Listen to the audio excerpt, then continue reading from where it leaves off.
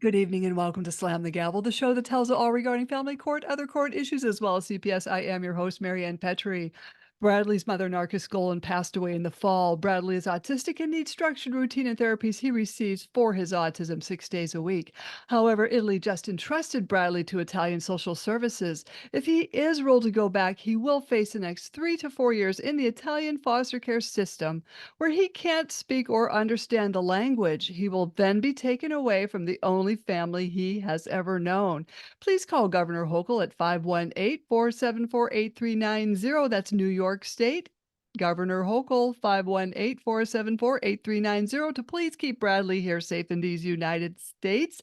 Hashtag keep Bradley safe. Also, if you could go to the site, pleasedoyourjob.com. We need over 2,000 more signatures to get a case reopened. That's pleasedoyourjob.com. And I'm very, very happy to have Dr. Alyse Price Tobler, Ph.D. She actually has a double Ph.D. in severe parental alienation.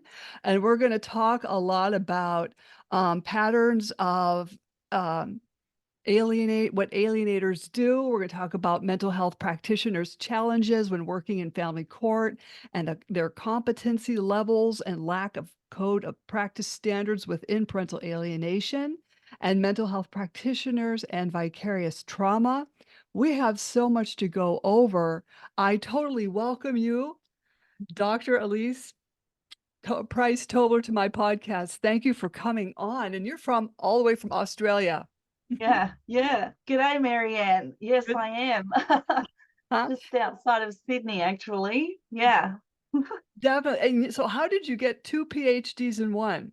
Well, That's it's a double study. It's two studies within one PhD. So, two PhDs. I could have split it down the middle. Yeah. So basically, let me have a little think about a couple of things because I've got a lot of notes here today and got a lot to get through. So,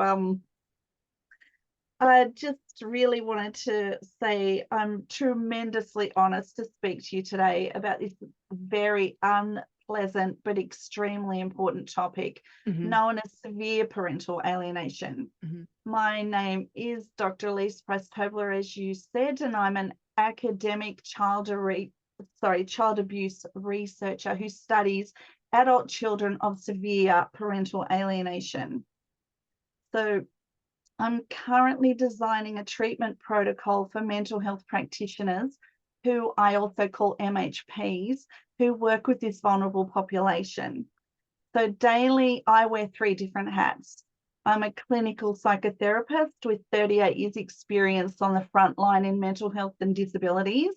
But most importantly, I represent the adult child survivors of severe parental alienation, also known as SPA, of which I am one. So Mm, my research is on the area of severe PA. It is what I live and breathe. mhm. Finding a treatment for the MHPs, stopping the high suicide rates of adult children and the targeted parents, stopping the intergenerational trauma in my family and the families I work with is my life's work. So, to provide you and your audience with a bit of background, as I said, I'm an adult child of SPA and abduction. So, SPA is a world that's completely normal to my siblings and me, which is why I study it. My background is my father and mother separated when I was 4 and finally divorced when I was 8. The campaign against my denigration against my father was extreme, to say the least. And my life as a child is full of pretty terrifying stories and events. So, about mostly bad about my father, because I lived with my mother and her parents after she took us one night when my father was at work. That's when it started. So, Oh, it's yeah. so wrong. And you've missed out on 25 years with him. Yeah, 25 years. For probably 30 years, Ugh, that's we believed all of the lies and delusions, and we were caught up in the web of it all, really. Mhm. We believed that he was unsafe and dangerous, and we lived with an alienator who completely believed all of the stories that she fed to us. So we were also children of Munchausen's by proxy, also known as FDIOA, which stands for factitious disorder imposed on another. Mm. Um, the psychological and sometimes physical variant, as well as SPAR and family and domestic violence at the same time. So as such, I intimately understand the behaviours of alienating parents of the severe variety, Mhm. like, and how they think and what they're capable of. And Mhm. it's complex and horrific at the same time. Anyway, to cut a long child abuse story short, we were brainwashed into thinking that our father or one of his family members or friends was likely to abduct us during contact visits, and perhaps we'd even be killed. So we're of the severe variety. So some of the listeners today might only be familiar with a mild or moderate variety of PA. So I'm going to put a trigger warning in right at the beginning of this podcast, because there's a lot of things in here that might upset some people. So, Okay. yeah. And we believed the delusions, and we lived in a world of hypervigilance and control, really, as Mm. children. So, yeah, it's hard to get out of. We had no voice about missing our father. And if we did, it would end up in severe punishment. So we were shut up and we were shut down. So it's a living grief, really, that you're Mhm. in, because you've got children who have a parent who die, everybody's around and everyone's sad and everyone's supporting you. But children of severe parental alienation, when they're cut off from that parent, our grief doesn't stop. It goes on and on and on and on and on. It's a living grief for us. Mhm. So it's pretty hair raising. Yeah. That's a shame. That's a shame that you went through that and your siblings as well. Mm. Have they come through, such as you did and recognized the, shared persecutory delusions? Yeah, absolutely. We talk about it all the time, which is fantastic, because having siblings, we can validate and check each other's memories and stories. And a lot of that's how we understand a lot of what happened to us. But it's taken a long time, and it's taken me to do a PhD to fully understand what this space is like, Mm. and how do we move through it? How do we get better when a Mhm. lot of the mental health practitioners that we've had to sit in front of for years and years, because I went to 15 schools as a child. I was expelled from 3 high schools, Mm. and you get put in front of a lot of psychologists when you're really distressed because you're a child living in a severe PA, which nobody ever noticed, Mm. and they just don't know how to work with you. Mm. So it's a big problem. That's why I went, oh, okay, well, I work in the industry. I think I'll do a PhD on it. Actually, I'll do 2 studies and then see what happens within that space. I'm so glad you did. Yeah. So we were abducted interstate under false names, and the paranoid delusions that we were exposed to and believed have been continued to this day by my alienating parent. They don't stop. They totally still believe everything, and they live in the past, Mhm. and they'll still keep talking about things that happened way back then. What we do is we just get better at handling them, because now I look at um, my severe alienator as being very unwell. Mhm. So it's likened to somebody who lives with a severe and persistent mental illness. That's how I view my alienator. So we handle them now. We handle them, and we work from that point of view. Okay. We're not on the back foot anymore. We're not scared, terrified little children anymore. We've got our power back, and we still maintain relationships with her, but we're in control now. So it's a pretty interesting dynamic, that's for sure. Yeah. Um, you know, it's so that must be very hard to do. So, Yeah. do you, avoid I hate to say avoid her at all costs, but when you have to see her, you have to? Mm. Yeah, yeah. Well, the thing is, we have children and grandchildren, and on some level, they have a right to see her as well, Mhm, but we protect them because we don't want a repercussion of what we went through. And the pattern is, from what I can see and everything I read, that the pattern's highly likely to continue, mhm. not only with us, but through into the grandchildren and the great grandchildren, as long as they're alive. So it's a very difficult pathology, that's for sure. And it's in the family court system. So mm, That's frightening, that gave me the chills mm, because it will affect generations to come. it's correct. And it does, and it is. And it's a very intergenerational pathology and trauma.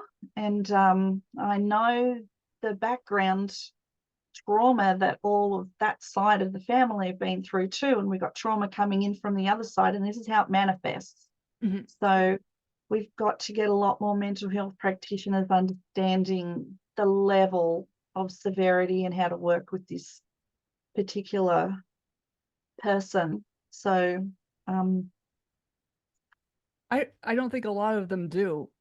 You know, no, the level of it or what they're even dealing with. We were talking earlier, no, and I was telling you about this necklace I was wearing, yeah, and, one of my friends, we had been shopping, and she found this sterling silver necklace, and she said, "This is you. You should wear this. It says, 'Love you more.'" And it's like, "Oh my god, that's so funny," and we thought that was great, and so I beautiful. was able to see my kids. I was allowed, because 'cause I'm so crazy, I was allowed to see my kids as a on a supervised visitation with the, um, the family psychologist, even though I was never invited to any of these, family sessions for counseling, okay?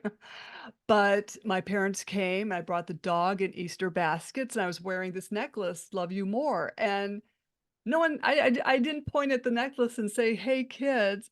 I didn't even bring up the necklace. I was just hugging people, hugging my children and giving them their Easter baskets and having fun with the dog.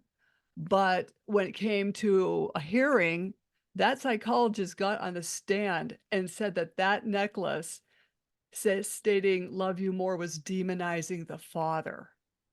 Yeah, yep. If I put my clinical psych hat on, for me to be hearing that from a psychologist on a stand in that particular perspective makes me truly wonder what bias that psychologist is actually bringing in, because it's about the intent.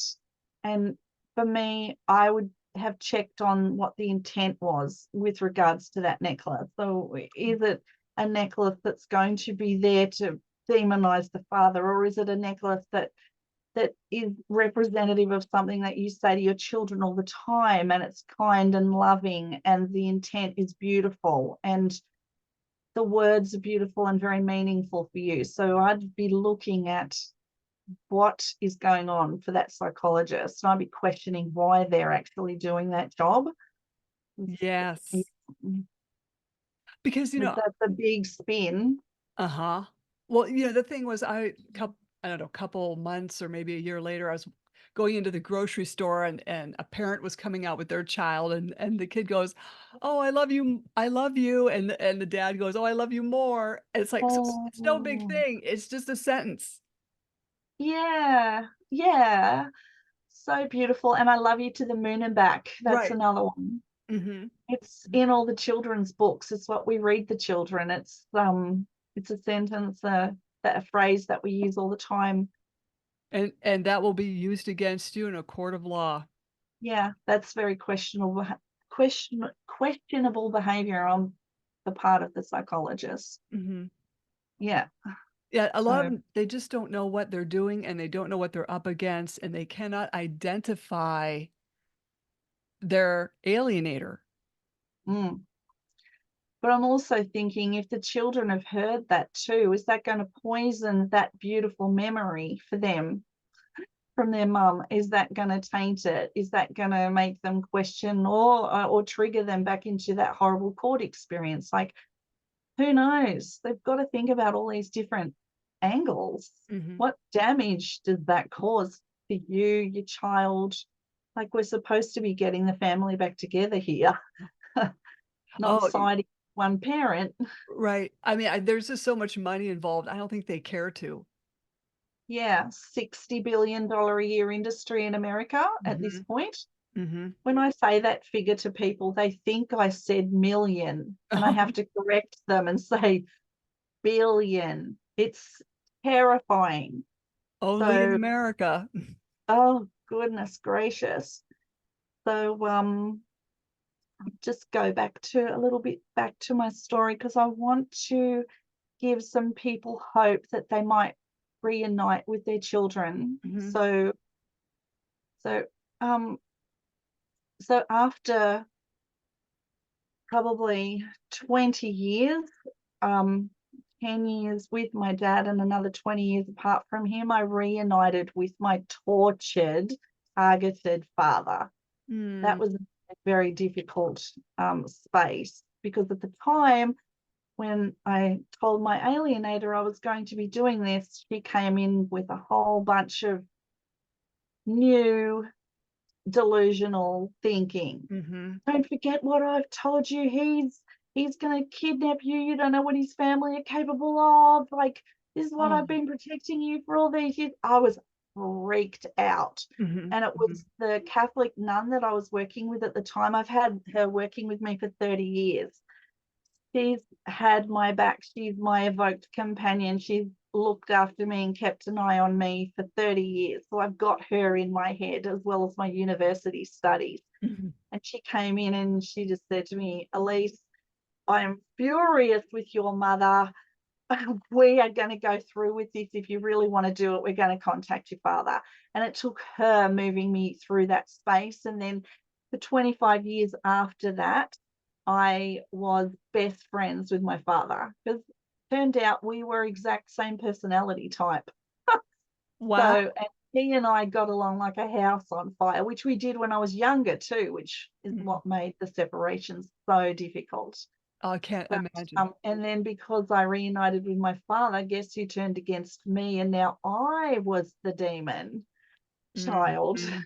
Mhm. So yeah, that's very likely to happen because alienators only like you when you're aligning with them. Then you turn into the scapegoat. Oh, we're targeted. We're targeted. We're Uh-huh. now we're we're we're made out to be the monsters, the person who's going against them. They can be very disloyal to us, talk about everyone, terrible things about us, and we just have to grow very, very thick skins and try and because they're also rejecting us now, like they did with my father. So it's a very hard space, and a lot of practitioners they need to get this space. They don't know this.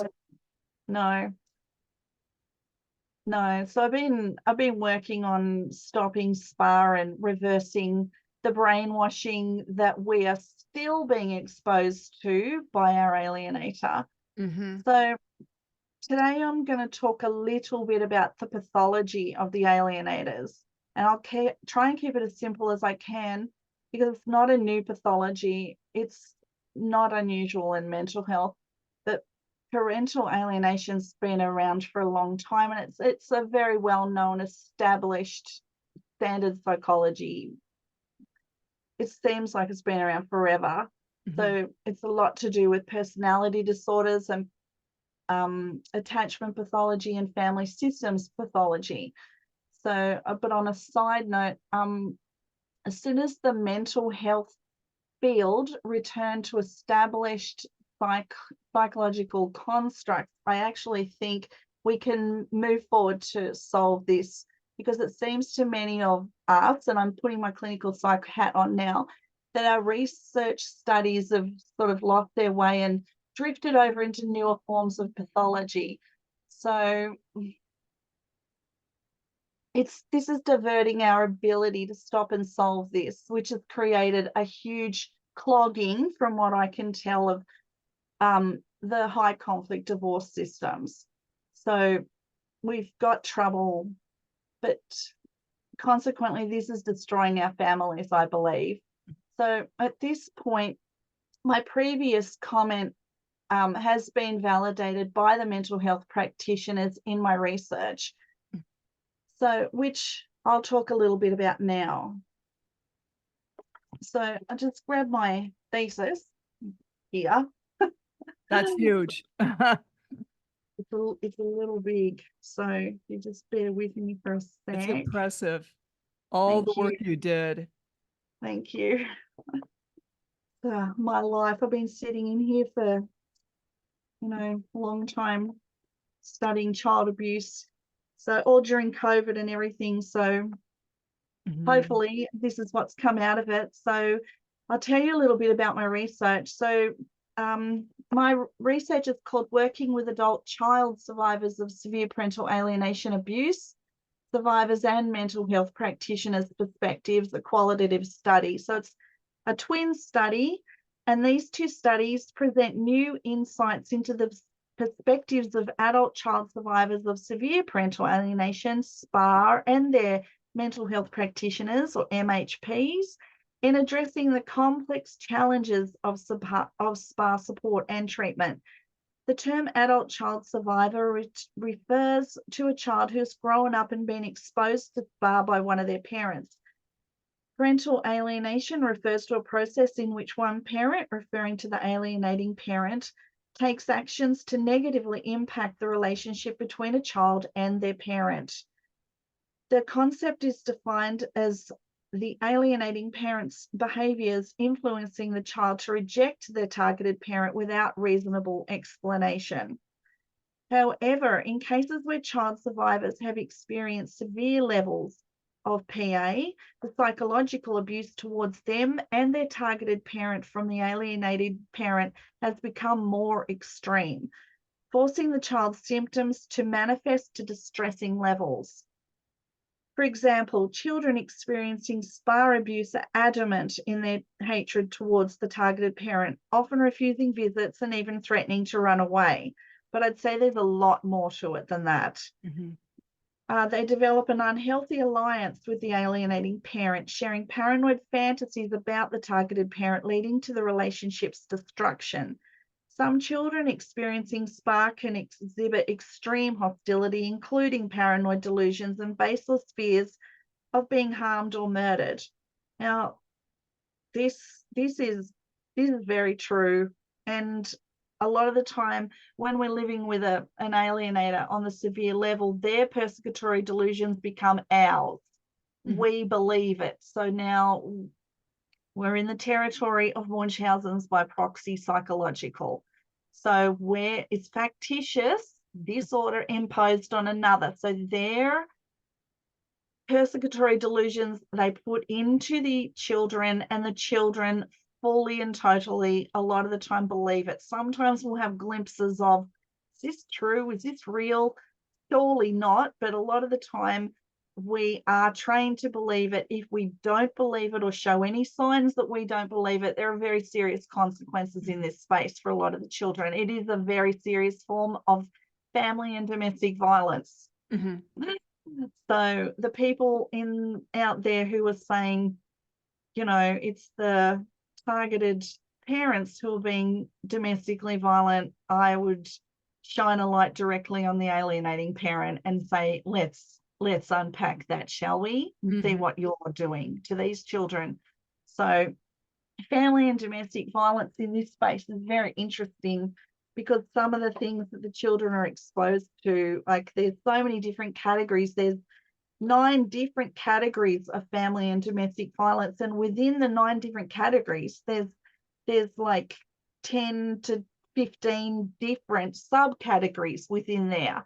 And I'll give you an example. So say, for example, social, under the categories of abuse and violence. These children often will be socially isolated from family and friends. Mhm. They're listening to the denigration of their family and friends, and often they'll start to do it too. They're prevented from social opportunities. They're often controlled in their appearance. They have social outings sabotaged. A lot of the time, the alienating parent will need total attention.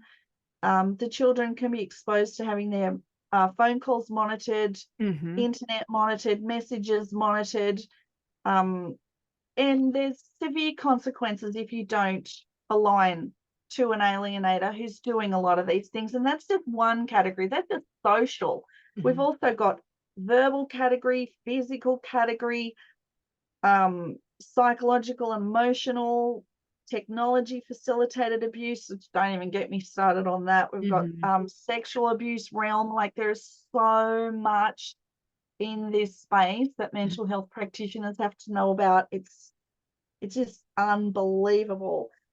So I'll just keep reading a bit.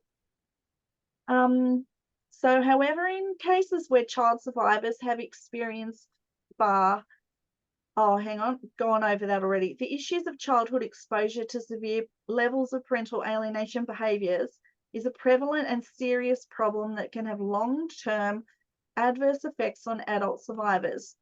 However, my research has shown that mental health practitioners are often ill-equipped to work with adult survivors due to limited professional development and a lack of established best practice treatment protocols to reference. Therefore, my research has investigated the adult survivors' perspectives and the mental health practitioners who work in this field. And in particular, the two studies focus on identifying efficacious, and counterproductive mental health practices. So basically, I've interviewed two lots of people, and mental health practitioners specializing in treating adult survivors experience ambiguity regarding the appropriate course of treatment. Mhm. So, for example, during the data collection, 10 of the mental health practitioners that I interviewed reported implementing 37 unique therapeutic modalities and therapies when working with adult survivors. And that's a lot. Mhm. So, but interestingly, only 5 of them chose the same treatment options. So it's kind of like, and all of the other participants utilized an additional 31 different modalities and therapies. Now, I just want to say at this point that the therapists who are in my study are the cream of the crop, top of the world, experts in working with adult children of severe parental alienation. The fact that they've gone over and above and they're using this many modalities and this many treatment, one shows that they really care and they're brilliant, and a lot of them have to get professional development and pay for it themselves, because a lot of this, we can study different things at university, but a lot of these are specialty subjects and a lot of the curriculums don't offer them. So we have to go elsewhere and look for them and get professional development on them. So it's pretty tricky. And the fact that they've done all of this is amazing. But what this also shows me is that none of them are on the same page. Mm. So if the best mental health practitioners in the world, God bless them, are not on the same page, Uh-huh. what are the rest of the mental health practitioners doing? Mhm. Yeah. They've So yeah, they've gotta be on the same page. That's frustrating. yeah, it's indicative of what I experienced as a young person sitting in front of a lot of psychologists too, because it seemed to me to be Russian roulette. Not that I would speak to any of them, because a lot of the time in that space, the alienating parent is out in the other room and they choose the therapist because the therapist often aligns with them. So Mhm. they'll want to know what's going on in sessions. They'll tell the therapist that we're sitting in front of all the dreadful stories about our targeted parent.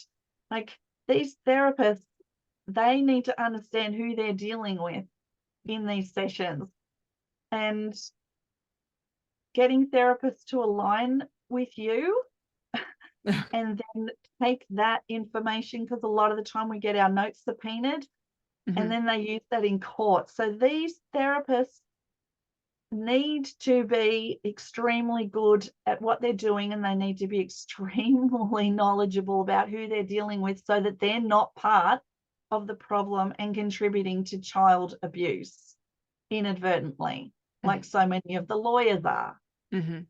By siding a lot of the time with the alienating parent, I consider them to also be contributing to child abuse. I agree. It's a big problem.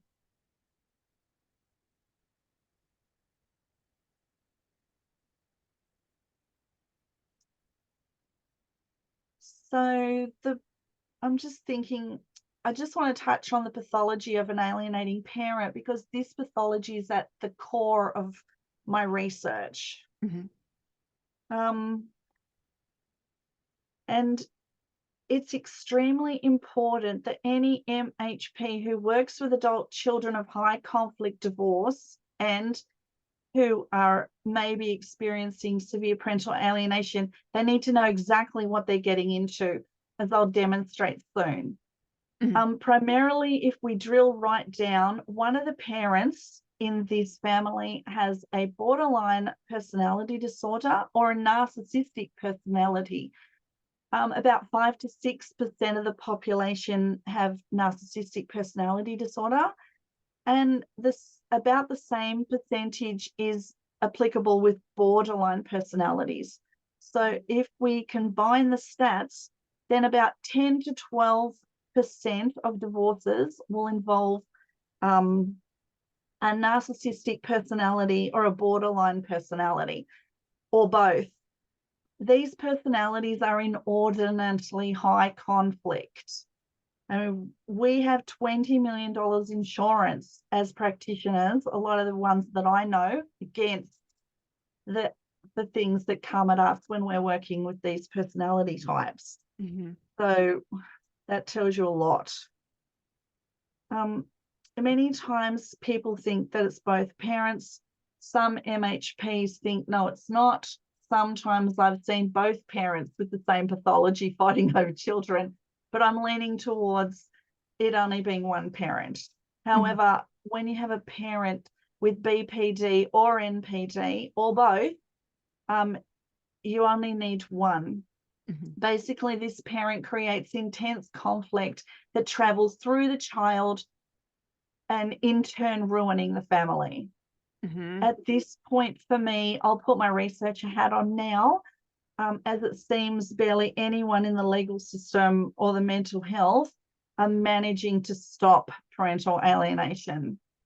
In the meantime, the children of SPA are growing into adults of SPA who are not able to access the proper mental health treatment, and we're losing many to suicide. I cannot tell you how many of my young adults of PA and SPA are now sitting in psychiatric units or in and out of psychiatric units. I've got a whole bunch of kids in foster care who nobody even knows what to do with. And if I was to share with you about some of the things that the young adults that I see in my practice, what they think and what they've been through, I can tell you wouldn't be sleeping at all well tonight. It's a lot. So yeah, and I think the courts and the practitioners really need to get on board with what's going on, and we need to stop fighting. There's too much fighting going on out there in the PA arena. And I call it an arena because it reminds me of you know, all those warriors and chariots and coming out and warring with each other. They're taking the light off the children. By doing that, they're taking the light off the research that we need to be doing and the protocols we need to be getting in place, and we really all need to be getting on the same page. This is just drawing out more child abuse and making more money and I'm absolutely over it. Mm-hmm.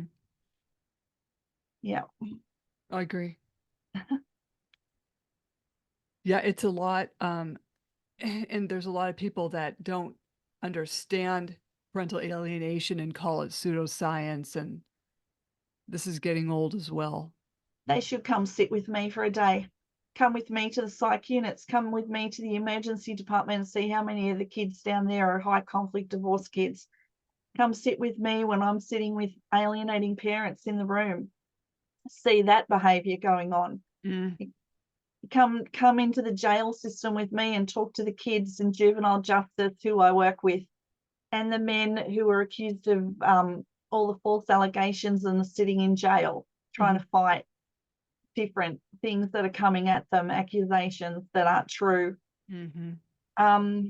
It's out of control. And the women too. There's a lot of women who are experiencing just dreadful things. And I think a lot of the nonsense that I'm hearing out there is people who don't have firsthand experience of it, don't see it like the practitioners do. They're not sitting in the court systems and they're not reading the research or doing the research on it. They're just, again, clogging up the space and creating more high conflict, Mm-hmm. which again contributes to child abuse. So they need to have a good look at themselves. And I can tell you now, a lot of them are alienating personalities because I recognize it, I see it, I hear it in their voices, what they say, what they write, how they come at people. A lot of them are the alienators. So I find that a very interesting space. Well, when we were talking earlier, you had said it's, some of these stepmothers call you up. Yeah, And I think, yeah. I mean, as you know, my experience with the stepmother who enjoys her job in the courthouse, you know, so you're getting calls from stepmothers. Yeah, yeah. So alienating people don't necessarily have to be mothers or fathers. They can also be stepmothers and stepfathers. Hmm. So that's a very interesting dynamic because I'll give you an example. My poor father, he not only married one alienator, but married another two after that. Mm. So, and the third one, she was borderline personality disorder, uh, very, very high level, highly suicidal, highly manipulative, had my father in very serious domestic violence under coercive control. And because he was so used to it from the first one and the second Mhm. one, he thought it was normal until I reunited with him and started pointing out, Dad, I'm like, Dad, you're in really serious domestic violence here with Oh. your your wife, you know. Um, anyway, needless to say, she hated me. Mhm. And Mhm. my one of my other siblings is also a researcher too. Um, so between the two of us, Dad used to listen to us a lot. And towards the end of his life, because he died in 2021, I had 25 years with him. Um, he would ring me every day, and a lot of the time he'd be crying and didn't know what to do and how to get out of it and what was going to happen next. And Mm. I had to counsel him all the time about living in a domestic violence relationship with an alienator. Mhm. And the other terrible thing is she never, ever, ever liked him coming anywhere near his children, because when she met him, we weren't in the picture. So she had him all to herself and all his money and all his assets. And so that we were alienated right from the beginning from her. So I have alienating stepmothers ring me up a lot of the time, and their perspective is particularly strange. And it's just a really hard space, and people need to realize that alienation, it just isn't about the parent. It can be step parents, it can be particularly grandparents can be alienators. Um, and they can alienate our children from us and our grandchildren from us, which I have personally experienced. Oh. Because at the core of it all, I do truly feel that the intergenerational trauma and the abandonment that they experience, they use us as their what we call a regulatory object. So we regulate them. So if they're distressed or upset or anyone hurts them, we children are trained to regulate them. So they also expect 100% allegiance from us. Mm-hmm. We are child soldiers. We're taught to be alienators as well, because that's all we know. We're taught to denigrate people. We're taught to split up and go away from people very quickly. We're not taught to stay in relationships for a long time, and we're not taught how to communicate with people because we are silenced. We have no voice. All of these skills are skills that we have to learn ourselves. So it's a long journey when you grow up with somebody who's delusional and controlling. Mm-hmm. It's a very, very difficult space to get out of, and a lot of these children, adult children, will remain child soldiers for the rest of their lives because they don't have the skills to move away from an alienating parent. Mm-hmm.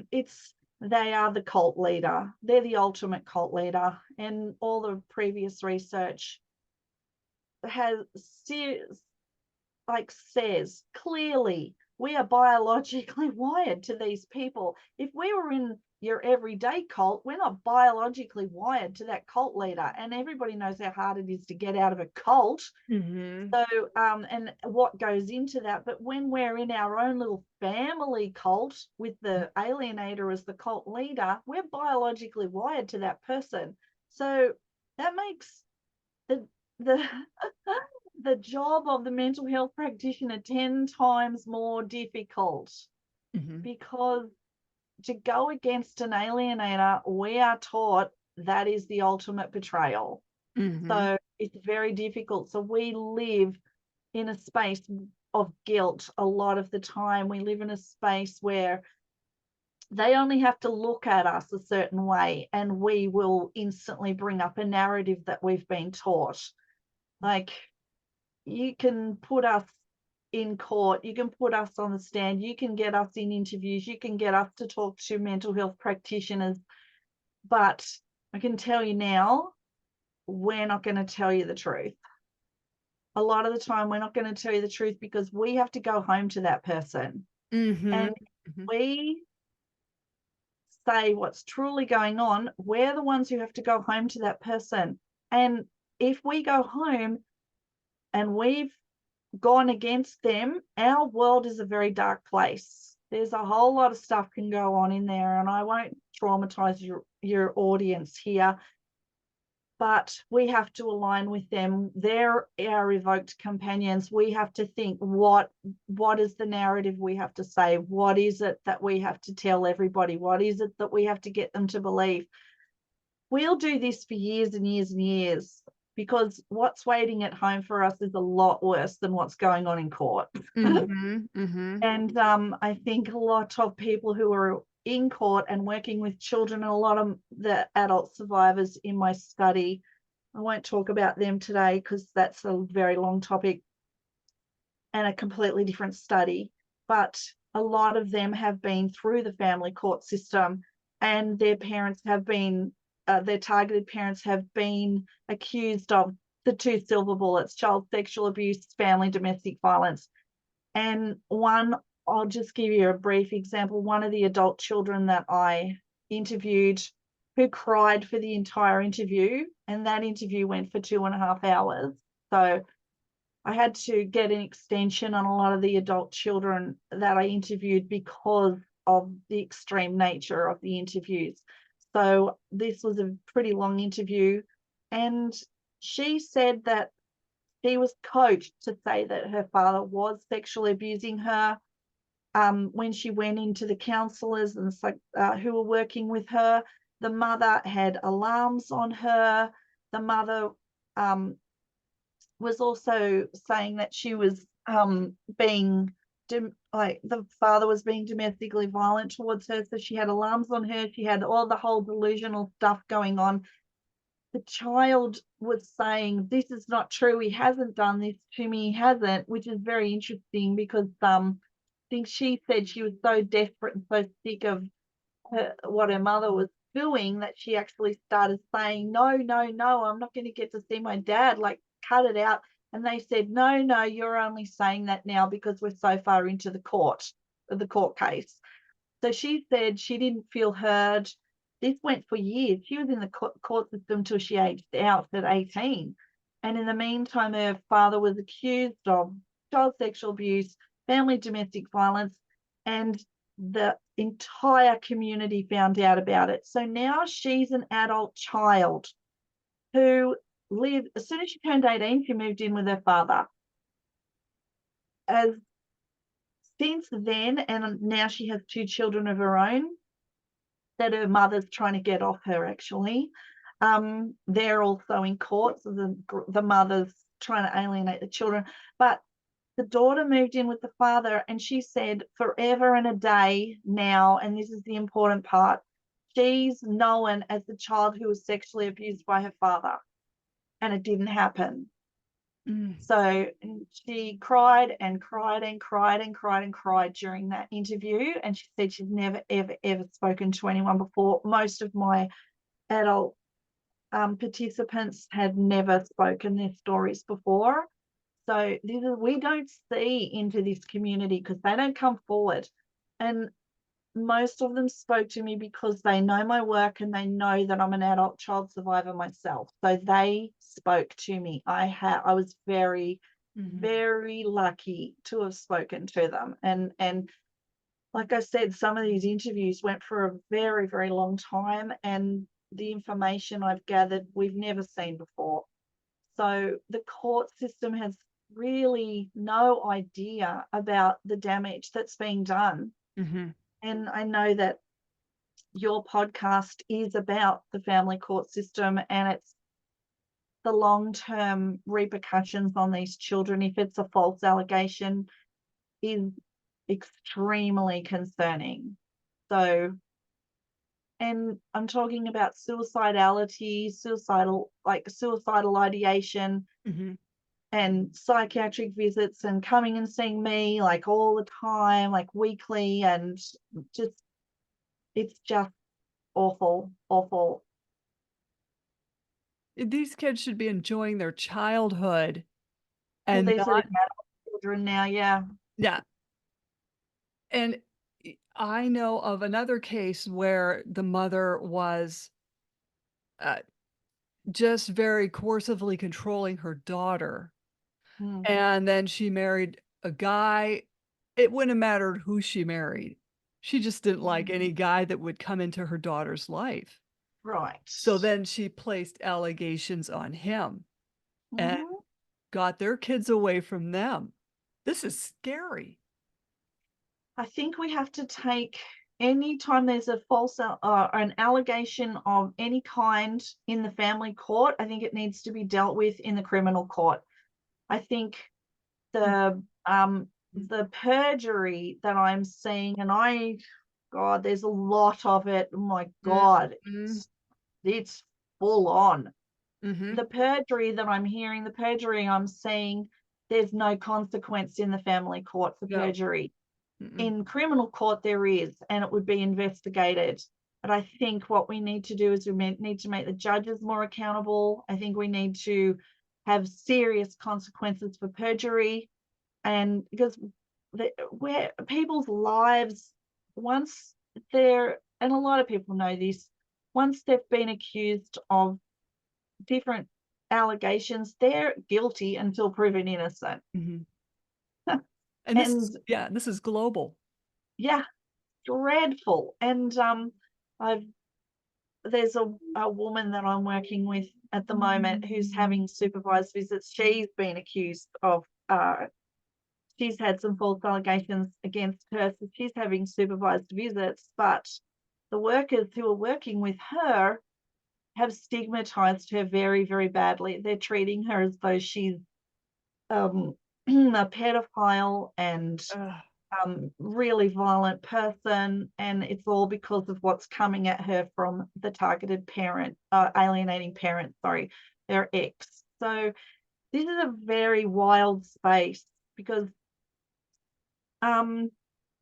I work with a lot of men who are experiencing domestic violence and allegations. I work with a lot of women who are experiencing it, and the fallout of it is very intense. And I'll give you an example. I'll put a trigger warning in here too. One of the men that I was working with, as soon as they came in, they came in for couples counseling, and they'd gone overseas. She'd had IVF and had twins. So they came back to Australia. The IVF had twins, came back to Australia. She's got a long history of abandonment in her family. So she had these babies, and as soon as these babies were born, I saw a different woman. She turned into a different person. It was like Yeah. she lived and breathed for these children, and he didn't get a look in anymore. It was like these babies were the answers to all her Mm. problems. And at that point, she would not do any of the intrinsic work that I needed her to do about her trauma. She stopped. She started accusing him of all sorts of stuff. And then the next thing I know, she's threatening to cut his throat, threatening to withhold the children from him, and then got her father aligned with her. And then the father was now weaponized against him. Now, Mm. I see this pattern a fair bit, and it can go with the other way with men doing it as well. Mhm. Weaponizing other people is something that the community needs to understand about and not do, because when there's a separation or troubles in a marriage, a lot of the time alienators will go out and they will start to get people to align with them because that's their number one thing to do. So Mhm. it's very difficult, and people need to be very careful in this space not to believe everything that they hear, because if you Thank sat you. with me in my practice, you would be like, oh my God, that is so not the truth. There's different Mhm. sides. And then she got to the point where he actually went to the police. He's a big guy. He said, she's threatening to cut my throat. She's threatening to keep my children away from me. I'm terrified for my life. They laughed at him. And then he came back to me, and I'm like, oh my God, this is absolutely out of control. For a man to go to the police and say, I'm in domestic violence and I'm very fearful of my life. And I knew this couple very, very well. I'd worked with them for 2 years. It's not like they just came out of the blue. Mhm. Um, anyway, he basically ended up having to move out, get a second job, and she's now living in the house with the two children, and he doesn't see them. Oh. So it's just awful. And I have tons of people, tons of cases like that coming in. And then I'm dealing with the children, and it doesn't matter what I do or say with the severe alienating personality. I say, I am an adult child of this, I'll tell you all about it. This is what we face. This is what we go through. This is this, that. Children of divorce, growing up in single mothers, they're disadvantaged. They're highly likely to get with somebody who's going to be controlling of them. They just blankly look at me and they're like, what would you know? I'm the mother. It's like, or Mhm. I'm the father. They don't want to hear from us. They don't want to hear that they're hurting their children. They have one thing that Mm. they're thinking about, and it's themselves. And I like to kind of give an example of a normal range parent. When the baby is born, we spend all our time giving our love and looking after the child and the baby. We focus all our attention on them. We fill all their needs to keep them alive. An alienating parent does not do this. They have children so that the child fills all their needs. Mhm. It's totally the wrong way around. Mhm. And God help you if you take that child away from them, because then we see all of the false allegations and they think they're going to be alone. A lot of them, all the false allegations are, you know, ramp it up because you're taking their regulatory object away from them. You're taking their drug off them. Mhm. They're going to fight. It's like I work in drug and alcohol as well. There, it's easier to get them off the drugs and alcohol than to deal with the person, with the child who's Mhm. using them as a regulatory object. The whole space is extremely difficult. Yeah, then what do you do with these lawyers that as soon as Mm, you get into this courtroom, they speak first and they'll say he or she's mentally ill and they're alienating the kid from this parent. And yeah. Well, then I don't believe that if there's alienation, it should be in court. I think it should be moved back out into the mental health profession. But the clinical psychologists have run away from the family court system because of the vicarious trauma that they're having to endure by working in that system. And having said that, I might actually read a little bit of my data from that, because and I just mention that within my research, the data that came out of the 10 mental health practitioners, I actually asked them, what ideas and psychoeducation and topics are you studying to be able to work in this field? mhm, And basically they came up, there is a huge long list of studies that they have to do, like everything from everything from, they have to be really good at identifying child sexual abuse, they have to be really good at family systems, they have to be really good at trauma, pathology, diagnosis, personality disorders, family and domestic violence. Like the list is huge. They have to be good at factitious disorder imposed on another. They just, the things that they have to learn and know and be able to spot is very lengthy. And the mental health practitioners, I want to say, that I interviewed were amazing. I had, within the 10 practitioners that I interviewed, 9 of them, not only were they mental health practitioners face to face frontline workers, 9 of them were academic researchers, 6 of them were university lecturers, 5 of them were authors, 5 of them were clinic directors, 4 were clinical psychologists, 3 were psychotherapists, 2 were forensic psychologists. So I had a range of people internationally. They're not just pulled from Australia. I had a range of people because I had to go international to get the people that I needed. And then it was big of them to put themselves out on the line like that, because to admit, yeah, we're having a lot of trouble in this space. We don't have a treatment protocol, but this is the best that I'm doing at this moment. And I'm getting so much professional development and everything. But they said, thank God for your research. Maybe we can all get on the same page at some point. But if this is going on with our top professionals, who's teaching the people in family court? And then you said before that the lawyer will stand up and go, she's mentally ill, she's this, she's that. And I'm like, this is not a space for lawyers to be talking in. I know. Well, So sorry, Marianne. oh, no, it just shows the mentality of these lawyers. That's Oh, how bad they want to win, that they yeah. will destroy a parent just to win.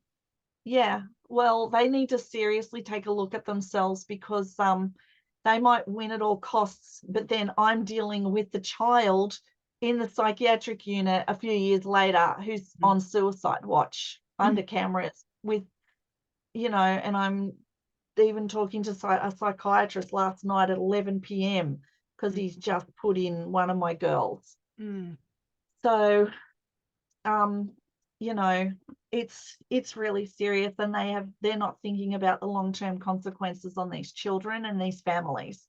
Mhm. Because if we have children suiciding, that is a big concern, because suicide within a young person's population, like the local schools up here, we had one young person die by suicide, and then we had another 2 die by suicide the following week, because it's quite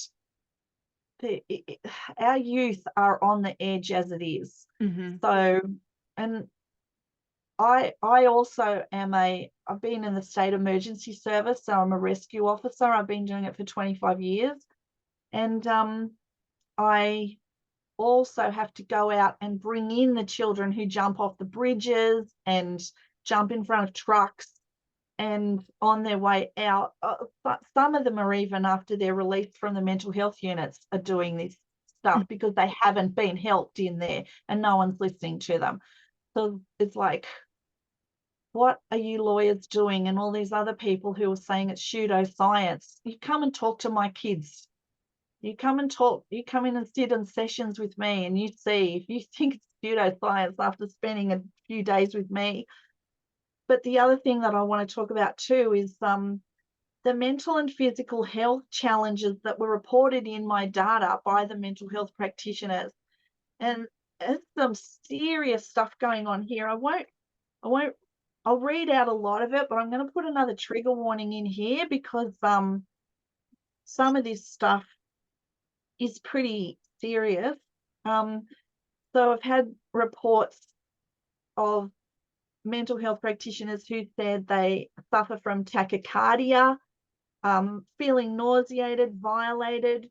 They feel rage themselves. They're under high stress, burnout. A lot of the PA practitioners are leaving the field. Sometimes they're being threatened by clients. They're having their lives threatened. Mhm. One of them said that they need a bodyguard when they speak at conferences, and that's because of the other Mhm. PA professionals coming at them and the fighting that's going on in that arena. So they're getting bodyguards against the other professionals. They say they feel danger at work. They're under threats of being deregistered due to complaints about reports that they've written for court. Stress from being cross-examined when appearing in court as a witness. They receive letters of complaint from health complaints commissioners. They get vexatious complaints from clients and ex-partners and ex-families. Mhm. They experience accusations against them. One said that they become an excitement junkie, getting used to the high levels of trauma that the clients have experienced, or they become desensitized to it. They're frustrated that they don't have treatments to follow. They have to support their colleagues, so they have to support court workers. They have to support the lawyers who Mhm. are also experiencing vicarious trauma in this space. They're having panic attacks themselves. They're Mhm. watching children in serious child abuse, and they're feeling very, very helpless. They're reeling from stories of abuse from adult survivors. They're dealing with an impact of a shortage of PA professionals in court. They're counselling children and adolescents with serious mental challenges themselves. They've got disgruntled clients galore. One of them said it's seriously dangerous work. And another one who works in abduction says it's extremely rare for a stranger abduction to be recovered. So that's a really hard part of my job. She said they're usually dead.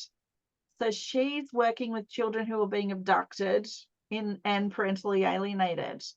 So that's something else that we have to think about, because of these children. What's happening with these children who are being abducted? Like, where are they going? And a lot of these kids are being moved internationally. And we've got a big problem with Japan at the moment. Mhm. And fathers and mothers who have had children with Japanese citizens. Like, that's a whole other thing. Dealing with parents with severe personality disorders. This is an interesting one. Watching the older sons in the family dysregulating and being violent to their siblings due to watching their parents fighting. Another one said, a lot of times I hope to God that the court practitioner understands the parental alienation dynamic in front of them and doesn't become enmeshed with the client. That's my worst nightmare. Oh, So, and this one here, watching someone go from being an advocate as a targeted parent to being in a very dark space when they lose their hope. And before you know it, they could have, sometimes they're even being killed, it says, and sometimes others will commit suicide or die by suicide, as we say. And one other person says, I'm supporting a judge online whose life's being threatened. Someone told the judge that they would kill him. So it's like, what the heck is going on? And then one of my other practitioners says there's no treatment at all. It's a persecutory delusion. You cannot treat it.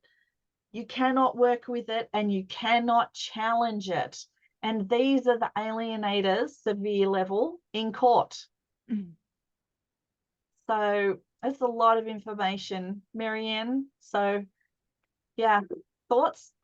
Well, I I think this would probably give some people some hope because my middle one was uh, alienated from me for a period of time. And it's probably because I started a federal lawsuit that I kept alive, I'm happy to say, for well over a year and a half, which is very hard to do. Yeah. But it had to be done because people have to be held accountable. Yes. Somehow, the father always had to read him court documents, which is none of the kids' business.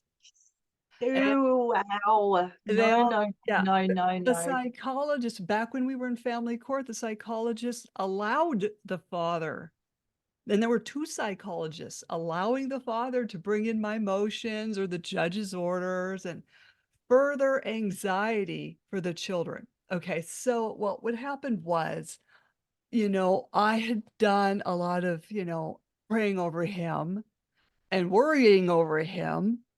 When you brought up, suicidality, that was my worst fear, but, Yes, of course. I had to move over 100 miles away, um, and, he wanted my son wanted to see my dad, and so I thought, "Oh, good, because he's gotta get through me to get to him." I thought, "This is great, so now I get to Yeah, see him." So, the interesting part that I saw and understood then was the shared persecutory delusion. yeah, My friend Ken was trying to get me to understand that it's very once you wrap your head around that, then you get it. But when yeah, he walked through the door, he would not look at me, like poor eye contact, very looked tearful. I brought my dad out. He kind of gave my dad some eye contact, but it wasn't good. And he was constantly looking at the floor. But gradually, I mean, I gave him a tour of the house and I said, "I missed you and I love you still." And he said, "I love you too." And, because these counselors say, "Don't tell your kids you miss them." Okay, so you don't tell a 4-year-old you miss them because you don't wanna stress them out, but I think a 21-year-old kinda needs to hear that at the age of 21, you know? And so we started getting our relationship back on track. It's still not quite there yet, but, I would always say I always tell, my other son, "Oh, I love you whenever I see you," and they leave, I always say, "I love you." So, I told him, I said, it's kind of hurting my feelings that you're not saying I love you back." And he says, "Well, I don't trust people." And I mm, said, "Well, you shouldn't have that problem with me because I'm not the one who took you away from me." And he kinda, like, backed up. But it got things going where when he comes over and he leaves, I say, "I love you," and he says, "I love you back." But he also needed to understand that I was the one that was not starting this mess. yeah. It's a very difficult space. It's very difficult space. Mhm, There's a but lot. a Yeah. lot in that space. It's like one step forward, two steps back, this relationship is so way much better than it ever was. So there is hope out there. Yeah, absolutely. Yeah. And I reunited with my dad, and there's a lot of adult child survivors stepping up now. They're very powerful. They've got big voices. We traditionally haven't ever been invited to conferences. So we're actually going to have our own conference this year in October, Mhm, full of adult child survivors and what advocacy work they're doing and what works with them. We're going to have our own voice this year. No PA experts without lived experience whatsoever in the mm, conference, mhm, and people will be invited to watch, and it'll be the first time ever that we've been able to do this, but it's time. There's a lot of adult children who've come through the system and out the other side now, who've realized what's going on, and they're like, we're over this, you lot. mhm, And a lot of them are saying the research is wrong. So we'll see what happens. We'll see what happens. It's going to be a very, very interesting time. The next 10 years, I think everything's going to change around. I mhm, hope. As soon as we get the treatment protocol, I've been mhm, working on that for 5 years. So now I've got the PhD done and my lived experience, and with my work that I do, I should be able to come at it from a three perspective point of view, mhm, and yeah, hopefully go into clinical trials soon and get that all done so that at least we've got, and even that will have to be a fluid object, because there's just so many different components to this puzzle that we don't and haven't seen, we don't know about, we haven't seen. So mhm. there's more and more and more adult children of severe parental alienation coming forward with more and more complex intersecting traumas that I perhaps have not captured in my research. So I need more researchers to pick up where I've started from. Mhm. Well, I'd like to have you back on again, perhaps after this conference. Yeah. Well, October's the conference, so we're going to Okay. make it on World Mental Health Day. So in America, that's going to be the 10th. Mhm, And Dawn McCarty is working on that, and Maddie from the Anti-Alienation Project working on that. And yeah, there's a lot of adult child survivors mhm, who are very big advocates in this area. We're all coming together. So we're not fighting, we're setting an example, and we're all coming together and uniting and bringing in a lot of other adult children who do not understand the space. And we've got a support group under the Anti-Alienation Project. mhm. Um, we've got a support group for adult survivors of parental alienation, and that's growing rapidly. So we're able to offer each other support in there and talk about our stories. No one without experience is allowed in that group. It's a very safe group. And so there's a lot of movement in that space and a lot of hope for the children who are out there, because there's a lot Oh, of kids who know what's going on. definitely. Hopefully, if we can get the family court roll, Abolished. guys, roll.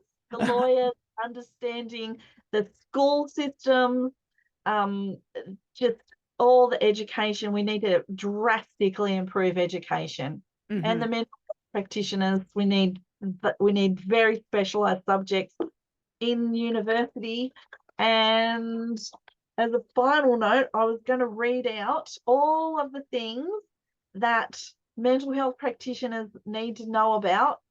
And if the lawyers want to go off and learn about this too, good, but this is very much a mental health domain. Mhm. So, so we're not taught about how to treat adult children of SPA at university. We're just not. I mean, it never was even mentioned, parental alienation. We'd call it cut-offs and all sorts of other things, but it never ever went into the realms that we actually have to address. So they need to be, explain my little list here. They have to be very good at understanding enmeshment, family and domestic violence, brainwashing, factitious disorder imposed on another. All of that can be happening. We need to train mental health practitioners in cult behavior, eating disorders, suicidality, drug and alcohol, familicide. That's a major topic in my world. Like Mhm. familicide, we haven't even gone there today, but we won't.